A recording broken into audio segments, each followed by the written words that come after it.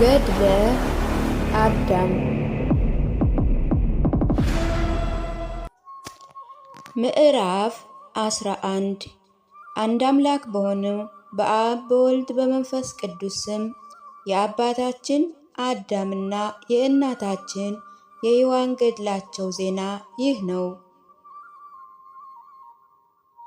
አብርሃም ባደገ ጊዜ እግዚአብሔር አብርሃም ሆይ ከሀገርህ ከወገንህ ከአባትህ ቤተሰብ ተለይተህ ውጣ፣ እኔ ወደማሳይህ ሀገር ወይም ምድር ና አለው። አብርሃምም ተነስቶ ሚስቱ ሳራን የወንድሙን ልጅ ሎጥን ያዘ፣ ወደ አሞራውያን ሀገር መጣ።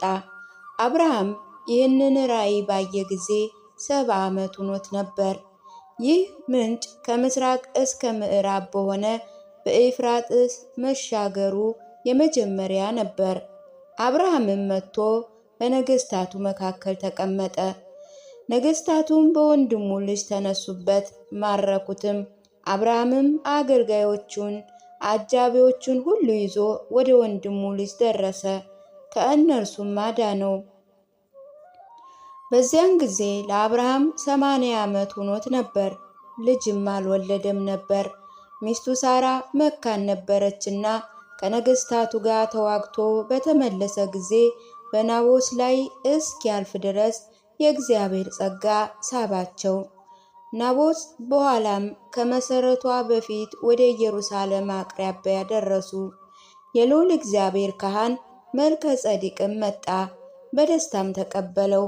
አብርሃምም መልከ ጸዲቅን በተመለከተ ጊዜ ፈጥኖ ሰገደለት፣ አፉንም ሳመው። መልከ ጸዲቅም አብርሃም መልካም ቡራኬን ባረከው። አብርሃምም በእርሱ ዘንድ ካለው ሁሉ ከ10 1 ለመልከ ጸዲቅ ሰጠው። በዚያም በኋላ አብርሃም በመልከ ጸዲቅ እጅ ከተቀደሰው ከተባረከው ምስጢራተ ቅድሳት ወይም ህብስ፣ አኮቴት፣ ጽዋዓ በረከት ተቀበለ። ይህ ቦታ ታላቅ ነውና መቀባቱ ወይም መሾሙ በሰው እጅ ሳይሆን ከእግዚአብሔር ነው። አብርሃም ከመልከ ጸዲቅ በተቀበለ በቆረበ ጊዜ እግዚአብሔር አብርሃምን በፊቴ ታላቅ ፍርሃትን አትፍራ፣ አገልጋዬ መልከ ጸዲቅ እንደባረከ በምስጢራት ቅዱሳትም ከእርሱ ጋር አንድ እንዳደረገ እኔም ሰማያዊ በሆነች ጸጋ ከእርሱ ጋር አንድ አደርግሃለሁ። ዳግመኛም እግዚአብሔር አብርሃምን እኔ መባረክን እባርካለሁ፣ ዘርህንም በምድር ላይ ብዛት አበዛለሁ አለው። ከዚያ በኋላ በፍልስጤማዊ ምድር ራብ ሆነ። አብርሃምም ወደ ግብፅ ምድር ወረደ።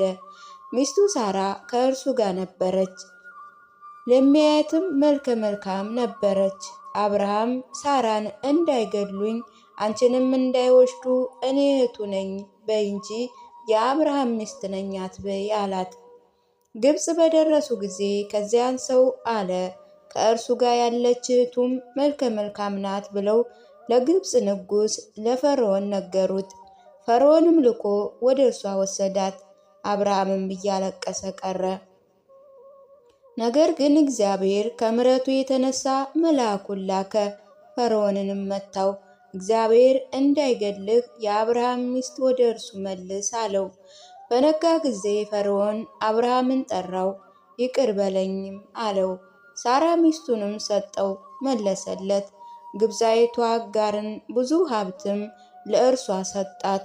ከዚያ በኋላ አብርሃም ሚስቱ ሳራን አገልጋዩ አጋርን ወስዶ ወደ ፍልስጤም ምድር ተመለሰ። ከዚያ በኋላ አብርሃም አጋርን አገባት፣ እስማኤልንም ወለደችለት። ለአብርሃም 87 ዓመት ሆነው። አብርሃም ሳራ እህቴ ናት በማለቱ አልዋሸም። አባቱ ታራ ለሁለት ሴቶች አገባ። የአንዲቱ ስም ቶና ነው። ይቺ የአብርሃም እናት ናት። አብርሃም ከወለደችው ከትንሽ ጊዜ በኋላ ሞተች። ዳግመኛ ታራ ስሟ ተጸዳፊ የሚባል ሌላ ሴት አገባ፣ ሳራንም ወለደችለት። ይህችም ሳራም አብርሃም ያገባት ናት። ስለዚህ በአባቴ በኩል እህቴ ናት፣ በእናቴ ግን አይደለችም ሲል እህቴ ናት አለ። ከዚያ በኋላ አብርሃም በድንኳኑ ቤቶች ኖረ። በተመለከተ ጊዜ እግዚአብሔር ከመላእክቱ ጋር ወደ እርሱ ደረሰ። የልጁ የይስሐቅን ምልክትንም ሰጠው። ከዘመኖች በመቶዎች ዓመት መጨረሻ ላይ ከሳራ ይወለድለት ዘንድ እግዚአብሔር ብዙ ምስጢራትንም አሳየው። ከዚያን ጊዜ በኋላ እግዚአብሔር አብርሃምን አለው፣ ይስሐቅ 14 ዓመት በሆነው ጊዜ ልጅ ይስሐቅን ቁርባን አድርገህ አሳርግልኝ ወይም ሰዋልኝ አለው። አብርሃም በረታ፣ በዛች መከራም ጸና። እግዚአብሔር መስዋዕት የሆነው ዘንድ ልጁን አመጣ። እግዚአብሔር በእንጨት በታሰረ በግ ይስሐቅን አዳነው። ዳግመኛ አብርሃም በጉ ታስሮ ያየባት ዕፅም በእርሱ ላይ የመስቀል ዕፅ ይተካል አለ። ይስሐቅን ከሞት ያዳነው በግም ሁላችንንም ከሞት ያድነን የእግዚአብሔር በግ ኢየሱስ ክርስቶስ ምሳሌ ነው። ይህ ተራራም በውስጡ መልአኩ ቆሞ ንጉሥ ዳዊት ያየበት ነው። በእጁም የተሳለ የእሳት ሰይፍ ነው። ኢየሩሳሌም ያጠፋት ዘንድ ወደደ። ይህ ቦታ አብርሃም በመንፈስ ቅዱስ ዓይን የወልድ እግዚአብሔርን ስቅለት ያየበት ነው። ስለዚህ እግዚአብሔር አይሁድን አባታችሁ አብርሃም ዕለቴን ያይ ዘንድ ወደደ፣ አይቶም ተደሰተ አላቸው። ዳግመኛም ይህ ቦታ ብፁዕ ጳውሎስ ስለ ጌታችን ኢየሱስ ክርስቶስ እርሱ በግዝረት ተገራዥ ሆነ ያለበት ነው። ይኸውም በስምንተኛው ቀን ክርስቶስ የተገረዘበት ነው። ዳግመኛ ታላቁ አባት አብርሃም ለእግዚአብሔር ቁርባንን ያሳረገበት ነው። ዳግመኛ በሙሴ ዘመን እንደነበረው ስለ ሕዝብ ኃጢአት በግን ይሰዉ፣ መስዋዕትም ከኃጢአታቸው ያነጻቸው ነበር። እንዲህም የእግዚአብሔር በጉ ከኃጢአታችን እስኪያድነን ድረስ ራሱን አሳረገ፣ ሰዋ። ከዚህ በኋላ መልከ ጸዴቅ ለሰው ተገልጦ አዩት። በአነጋገሩ በቦታው ያሉ ሁሉ ተረጋጉ። የምድር ነገሥታት፣ አሕዛብ፣ ፍጥረታት ሁሉ ቃሉን በሰሙ ጊዜ ተሰበሰቡ። ቁጥራቸውም 12 ሰራዊት ነበር። ወደ እርሱ መጡ፣ በፊቱም ሰገዱ፣ ከእርሱም ተባረኩ። በእኛ ላይ እናንግስህ ብለው ለመኑት። የልዑል እግዚአብሔር ካህን የሳሌም ንጉሥ መልከ ጸዴቅ ግን አልወደደም። ከነገሥታቱ ከደም ግባት የተነሳ አደነቁ። ልቦናቸው ወደ አነጋገሩ ያዘነብል ነበር። ከእግሩ ጫማ ሰገዱ። ከእርሱ ጋር በጠላቶቻቸው ላይ ይተባበር ዘንድ ለመኑት። እርሱ ግን አልወደደም። ይህ ቦታ ትቼ ወደ ሌላ ቦታ ሊሄድ አልችልም አላቸው። ነገሥታቱ እርስ በርሳቸው ተነጋገሩ። በዛ ተራራ ለመልከ ጸዴቅ ሀገር እንስራ ዘንድ ከእኛ እያንዳንዱ የሚቻለውን ሁሉ ያምጣ አሉ። ይህን ተግባርም በሙሉ ልባቸው ወደዱት፣ ተቀበሉት። ብዙ ገንዘብ ሰበሰቡ። ትርጓሜው የምድር መካከል የተባለች የኢየሩሳሌም ሀገርንም ሰሩ። መልከ ጸዴቅም በዝች ቦታ ነዋሪ ሆኖ ቀረ እስከ ሕይወቱ ፍጻሜ። ከዚህ ዓለምም እስኪፈልስ እስኪያርግ ድረስም ነገሥታቱ ወደ እርሱ አይመጡም፣ እየመጡ ይባረካሉ። ከዛ በኋላ አብርሃም ለልጁ ለይስሐቅ ሚስት ይወስድ ዘንድ ከአገልጋዮቹ አንዱን አዘዘው። ይስሐቅን ያለ ወገኑ እንዳያጋባው አማለውም። አብርሃም በ175 ዓመቱ አረፈ። ልጁ ይስሐቅና ኢስማኤል ቀበሩት። ከዚያ በኋላ ይስሐቅ የ40 ዓመት ጎልማሳ እያለ አገባ። 60 ዓመት ሲሆነው ኢሳውንና ያዕቆብን ወለደ። እግዚአብሔርም ይስሐቅን መልካም ቡራኬ ባረከው። ከዚያ በኋላ ያዕቆብ ወደ እናቱ ወንድም ወደ ላባ ወደ ካራን ምድር ሄደ። 2 ልጆቹን ልያንና ራሔልንም አገባ። ከልያ ሮቤልን፣ ስምዖን፣ ሌዋያን፣ ይሁዳን፣ ይሳኮርንና ዛቢሎን ወለደ። ከራሔል የዮሴፍና ብንያምን ወለደ። ከልያ አገልጋይ ከዝሎፋ ጋድን አሴርን ወለደ። ከራሔል አገልጋይ ከላባም ዳናን ናፍታይልምን ወለደ። ከካራን ምድር ያዕቆብ ከመውጣቱ ከ20 ዓመት በኋላ አባቱ ይስሐቅ ከመሞቱ በፊት ወንድሞቹ በዮሴፍ ላይ ስለቀኑ ዮሴፍን ሸጡት። አባታቸው ይስሐቅ በሞተ ጊዜም ልጃቸው ያዕቆብና ኢሳው ወደ እርሱ መጡ። ገንዘው በአባቱ መቃብር ቀበሩት። እርሱ ከሞተ ከ70 ዓመት በኋላ ርብቃ ሞተች። በአብርሃም ሚስት በሳራ መቃብርም ቀበሯት። ከእርሷ በኋላ የያዕቆብ ሚስት ልያ ሞተች። በእነርሱ ዘንድም ቀበሯት። ከዚያ በኋላ ይሁዳ ስሟ ደቡያዊድ የምትባል ሚስት አገባ። ትርጓሜው የቤት እመቤት ማለት ነው። ሲዋም ትባላለች። እርሷ ከከናናዊ ወገን ነበረች። ያዕቆብ ስለ እርሱ ፍጹም ልቡን አስጨነቀ። ይችን ልጅ ያገባ ልጅ ይሁዳንም የአብርሃም የይስሐቅ አምላክ እግዚአብሔር ይችን ከናናዊ ሴት ዙራ ከወገኔ ጋር ይቀላቀል ዘንድ አይተው አለው። ከዚያን ዘመን በኋላ ሲዋ 3 ልጆችን ኤርን፣ አውናንንና ሴሌሞን ከይሁዳ ወለደች።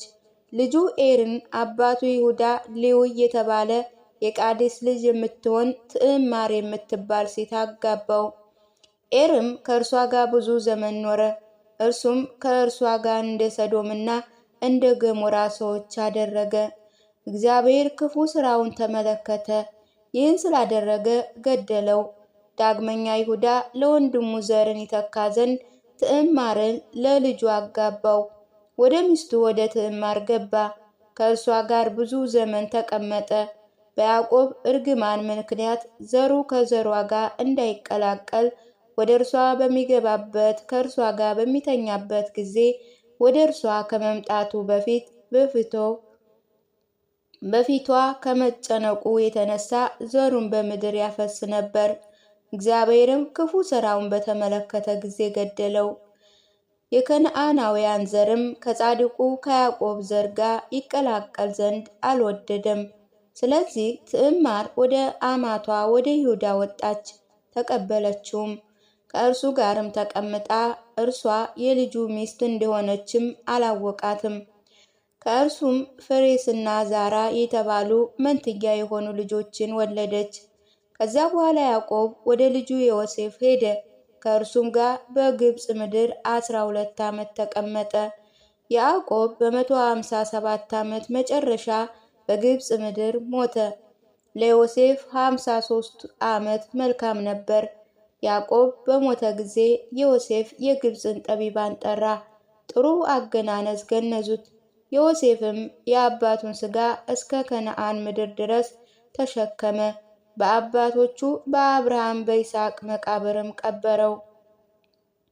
ከዚያ በኋላ ፌሬስ ኤስሮምን ወለደ። ኤስሮም አራማን ወለደ። አራማም አሚናዳብን ወለደ። አሚናዳብም ነአሶንን ወለደ። ይህ ነአሶንም በይሁዳ ልጆች ዘንድ ታላቅ ሆነ። መቅሰፍቱ ጸጥ እስከሚል ድረስ ወደ እግዚአብሔር የጸለየ አሮን ልጅ ሆነ። ከመጀመሪያ እስከዚህ ድረስ ያሉ ገድለቶች እነሆ ገልጠውልሃል። በይሁዳ ልጆች መካከል ታላቅ ከሆነ ከነአሶን በኋላ መንግስታት ክህነት ከእርሱ ይወጣም ዘንድ ጀመረ። አይሁድም እርሱን እጅ እነሱ። ነአሶንም ሰሌሞንን ወለደ። ሰሌሞንም ቡኤዝን ከራኬብ ወለደ። ዛሬም አቡኤዝ ከሞዓባዊቱ ከሩት መንግስት እንደጀመረች አመለከታል አሳውቋል። ለሎጥ ለወንድሙ ለአብርሃም በመንግስት ተከፍሎ ውስጥ አንድነት ይኖራቸው ዘንድ እግዚአብሔር ለሎጥ ዘርን አልከለከለውምና ዘሩ የሚቆጠርባት ያውቆማት ዘንድ አልወደደም። ይህ ሎጥም ከአብርሃም ጋር ድካምን ሁሉ የተቀበለ ጻድቅ ነበር። በሰዶም እና በገሞራ